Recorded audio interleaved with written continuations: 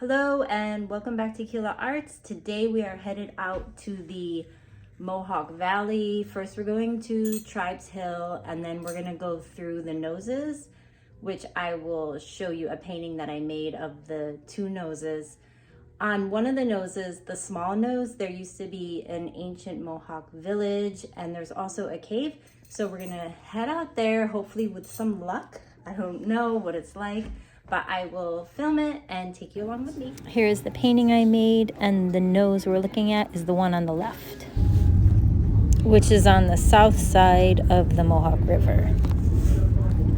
At first, we tried to find the easy way up to the little nose by taking this farmer road, but it was closed off with signs. And then wandering around while we were lost, we found this old Mohawk village sign where Father Isaac Jogues was living for a time.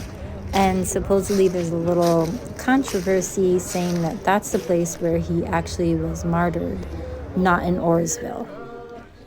And here we are driving to the Little Nose. This time we're coming from the west headed east, and we're gonna attempt to find a way up the hard way. I believe the land is all posted because of Mitchell's cave on the top, and the man who owns the land doesn't want anybody going there because once you do make it to the cave, it has a very dangerous drop inside. And here we are getting closer, and I'm just looking for a place to park. This is going to be a very steep climb.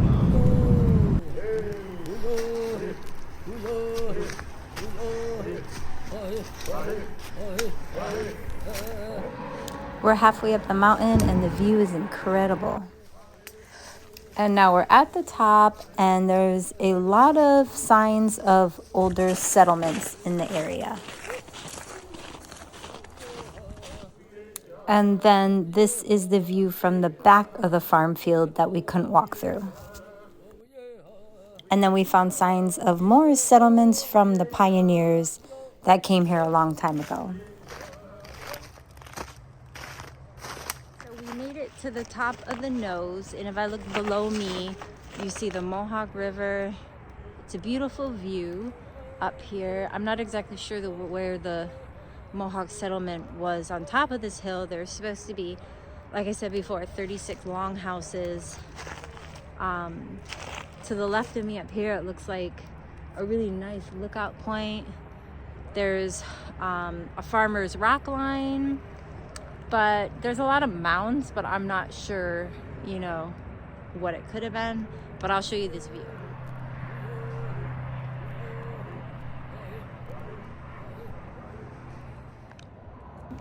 We also found a porcupine lying there. It wasn't moving. Its eyes were open. I'm not sure. And now it's time to climb back down. It's a little more treacherous than going back up.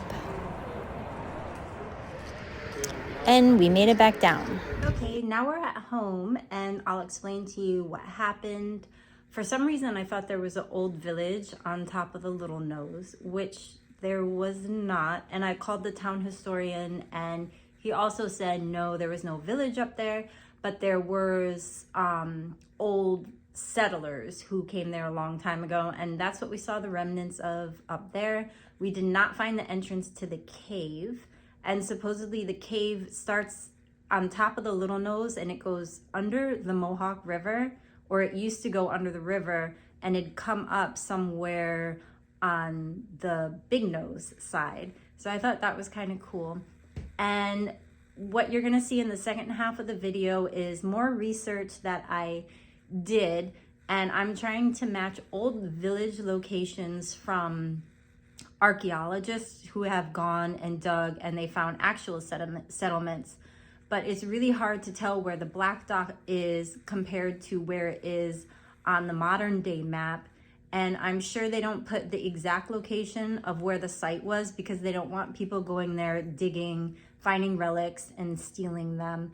Me personally, I just want to go to be in the exact location of where everything used to be so I can get inspiration for my art. And I think it's cool to go places that have nothing now, but there used to be so much activity and spirit, and a lot of stuff went on there. Here we are on our second trip looking for the old village of Kanien'keha. So sources said it's on the mouth of the Yatesville Creek, which goes into the Mohawk. So I found that on Google Maps here. And then I was looking for a place that we could park and walk to the mouth of the Yatesville Creek, and that would be the Mohawk Valley Welcome Center. So we parked there and we bushwhacked almost all the way to the opening of the Yatesville Creek. On Wikipedia, it says a Mohawk Indian village known as Kanien'keha was located at or near the mouth of Yatesville Creek. I guess the key word there is at or near the mouth.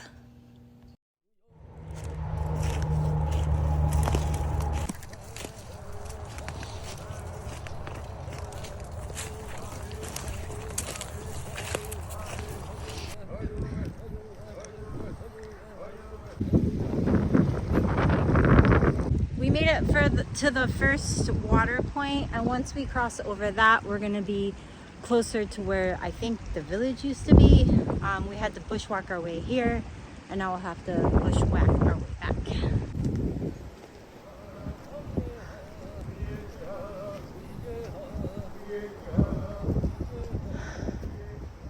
Due to circumstances, we have to turn around, which is unfortunate. It's probably about another mile walk down the Mohawk around a bend, but until next time.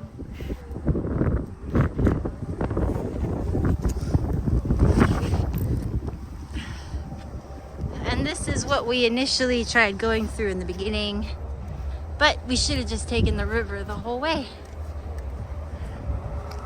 And here's a slate painting that I made inspired from that part of the Mohawk Valley.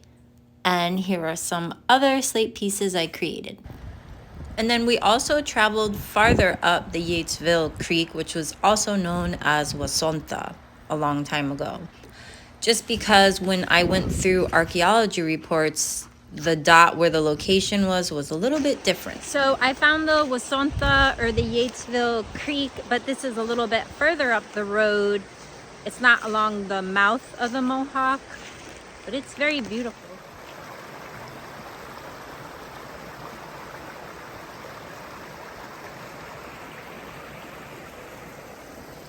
And then here you see the dot and it says Yates. And this is a map from Dr. Snow, who was an archaeologist in the area and did a lot of digging work. And he has the dot further up the creek there.